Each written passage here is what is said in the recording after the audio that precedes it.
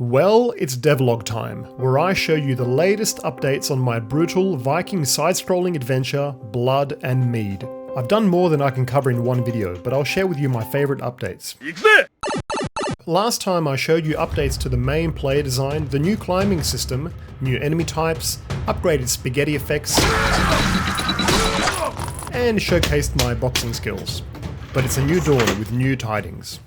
Blood and Mead has a robust combat system, plenty of devastating attacks with which to liquefy your enemies. But he lacks any ranged abilities.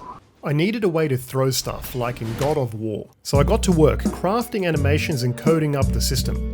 I'd initially planned to throw the player's axe, but that would leave them unarmed, which doesn't work for me. So instead I made the player's shield throwable, like a Viking Captain America.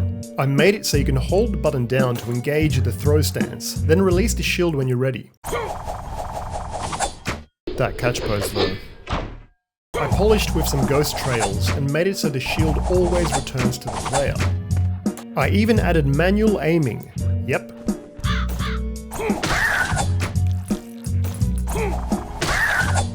It really enhances the combat and adds some strategy as you can't block while you're throwing. Level design will also greatly benefit.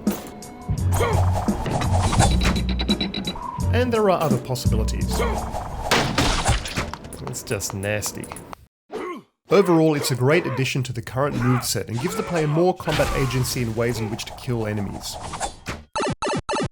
After all the hard work, I took time to recharge the mind and soul. Kayaking is one of my favourite things to do. This waterway is known for its bull shark activity, very relaxing.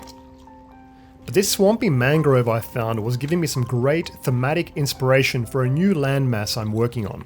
I got to work drafting up some rough sketches and then converting them to digital. I made these modular trees with the rotatable branches. This is an efficient way to get many tree variations easily and quickly. And then came what is perhaps my least favourite part. Creating tile sets. Excruciating. But then comes the fun part of painting the terrain. I like to create these thematic style guides for upcoming levels so that I can sort them and just have them ready to go when it comes time to level design. This area is part of a new continent to the east of the Ironlands. A marshy swamp area filled with stench and despair. The noxious bog. And to make this area feel extra oppressive, I added a heavy downward flowing fog, and then finished up with this foreground fog for extra depth. And we can't forget the flies on the carcass. Oh, and a pro tip for you indie devs out there, use grayscale. You get a lot more flexibility and use out of your assets. Alright.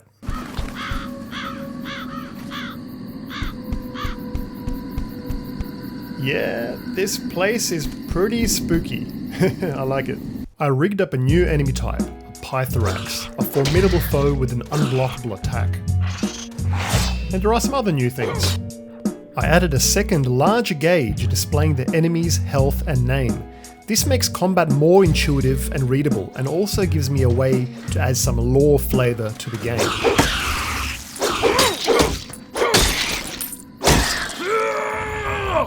Oh man, those Pythorax are sons of bitches. Speaking of sons of bitches, check out these guys. I've been doing a lot of enemy design work. These are some of the more common enemies you'll encounter. I've restyled them to look more menacing and like they're part of the same enemy race. I've also finished a major overhaul to the enemy AI systems, giving enemies more situational awareness. Ranged enemies will try to create space and even switch if cornered. And some might try to trick the player with micro jumps and even walking backwards during combat to get a more favourable position. It's good, but it's not yet great. There is one feature my game does not have that all great combat games have, and that is a parry.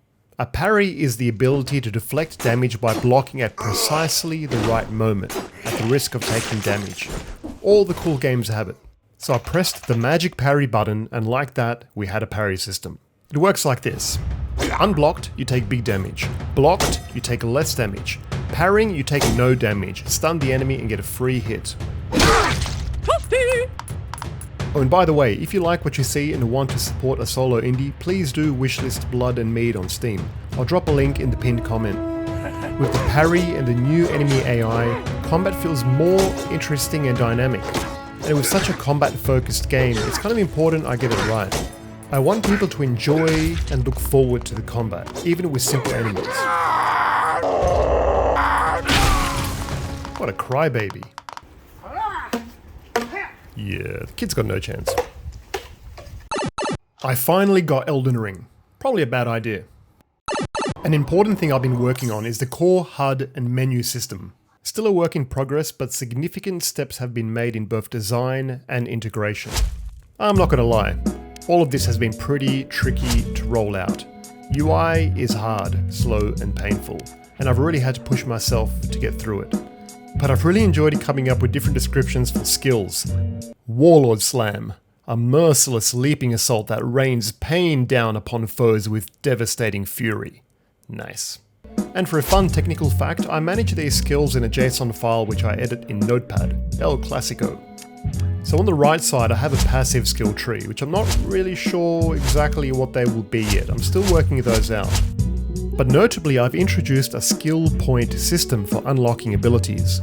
Skill points are accumulated by leveling up, which is primarily done so by finding power runes. This is also a fairly tricky system to get right, and I added a nice exponential curve to the leveling, so it slows down as you increase your levels. After a level up, you can further refine your combat build, which gives it a bit of a fun action RPG blend. Oh, and some people were quite fond of the old character design and were quite unhappy that I got rid of him. So he's back. He's a braggadocious NPC that appears at certain times to either move the story along, provide information, or to give cool items. With the name Blood and Mead, people have often said, we see the blood, John, but where's the mead? The mead is coming. Soon. Well, look who it is. My fellow game designer Oliver Joyce, the creator of the Swords and Sandals series, came over to play an alpha demo of my game. Oh, I love it. It's epic. It's been a while since he played a version of Blood and Mead, and the game has changed so much. It's unrecognizable from the early versions, and he felt so good to watch somebody play and enjoy it firsthand. We get so close to these damn indie projects, and we often get lost in the minutiae and reward of creation itself. But man, to watch somebody play your game, that's a special kind of treat. Or better yet, to watch them play the game and it doesn't break, and you can see them start to get lost in the experience, man, that's where it's at. And I look forward to getting this game into more people's hands in the future. But while I have been making a lot of progress, throw systems, new areas, enemies, skill trees, and countless other things, as a one-man band managing everything, I'm stretched thin. And admittedly, I made a lot of mistakes with my early workflow that cost me big time. But lessons were learnt, and the game has now hit its stride in terms of vision, scope, and workflow. It knows what it wants to be, and people seem to be responding well to the sharper direction. The only thing standing in the way of getting it done is quality dev time. I sometimes get comments like, just release the game, like there's a magic lever I can pull. Man, I wish. But a simple game premise does not necessarily mean it's technically simple to build. And content-driven side-scrollers like this are notorious time sinks, and many don't realize I actually have a full-time job as a developer. But that's only the tip of the iceberg. There's prams to push, dogs to pat, parks to visit, beers to drink, snags to turn, things to lift, lawns to mow, anime to read, arrows to loose, and mini golf courses to make. And sometimes you just have to stop and take it all in. But we will get there.